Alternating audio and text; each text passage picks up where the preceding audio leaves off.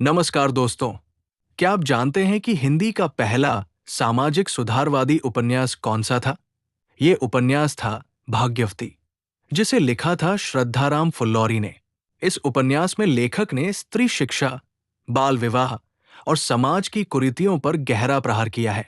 आज की इस वीडियो में हम भाग्यवती उपन्यास की पूरी कहानी, उसका संदेश और उसका साहित्यिक महत्व बहुत ही आसान भाषा में समझेंगे।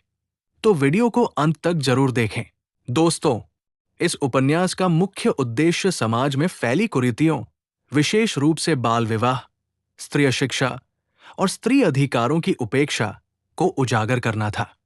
यह कहानी केवल एक स्त्री के जीवन की कथा नहीं है, बल्कि उस समय के समाज का दर्पण भी है। दोस्तों, कहानी की शुरुआत एक संपन्न और संस्कारी परिवार से होती है। इस परिवार में एक सुंदर और बुद्धिमान कन्या जन्म लेती है, जिसका नाम रखा जाता है भाग्यवती। उसके माता पिता अपनी पुत्री से अत्यंत प्रेम करते हैं और चाहते हैं कि वो अच्छी शिक्षा प्राप्त करे और एक समझदार तथा आदर्श स्त्री बने।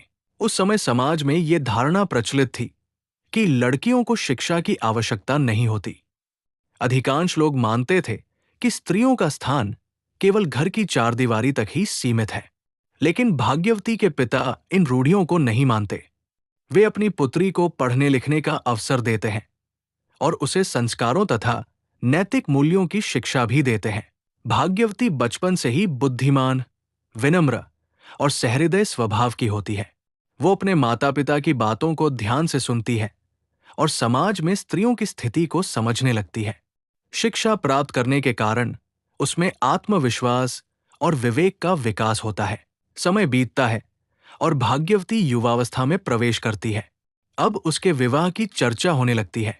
उस समय समाज में बाल विवाह की प्रथा बहुत प्रचलित थी, लेकिन भाग्यवती के माता पिता चाहते हैं कि उसका विवाह किसी योग्य और शिक्षित युवक से ही हो।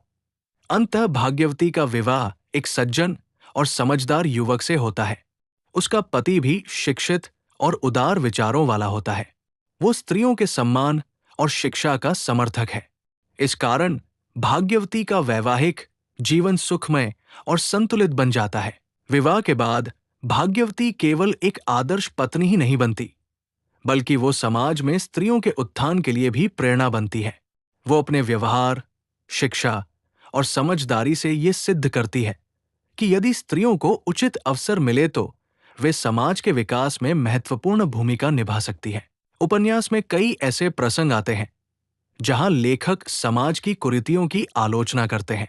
विशेष रूप से बाल विवाह, स्त्री शिक्षा और स्त्रियों के साथ होने वाले अन्याय को लेखक ने अत्यंत संवेदनशीलता के साथ प्रस्तुत किया है।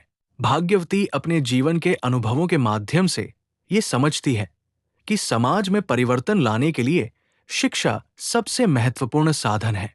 वो अन्य महिलाओं को भी शिक्षा के लिए प्रेरित करती है और उन्हें ये समझाने का प्रयास करती है कि स्त्रियों को अपने अधिकारों के प्रति जागरूक होना चाहिए। धीरे धीरे भाग्यवती का व्यक्तित्व समाज में एक आदर्श के रूप में स्थापित हो जाता है। लोग उसके ज्ञान, शालीनता और विवेक की प्रशंसा करने लगते हैं। वो ये सिद्ध कर देती है कि स्त्री केवल परिवार की शोभा ही नहीं, बल्कि समाज की शक्ति भी हो सकती है।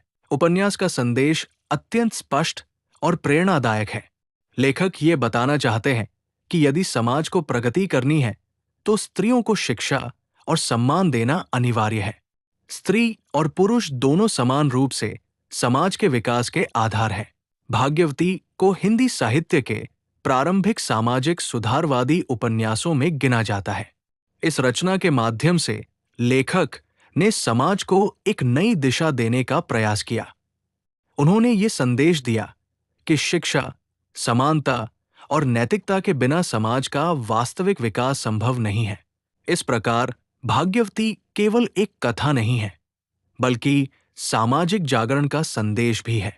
ये उपन्यास हमें ये सिखाता है कि परंपराओं का सम्मान करते हुए भी हमें उन कुरीतियों को बदलना चाहिए जो समाज की प्रगति में बाधा बनती है।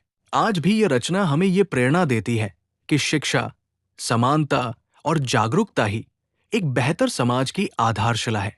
तो दोस्तों, यही थी श्रद्धाराम फुल्लौरी द्वारा लिखित भाग्यवती उपन्यास की कहानी और उसका सामाजिक संदेश।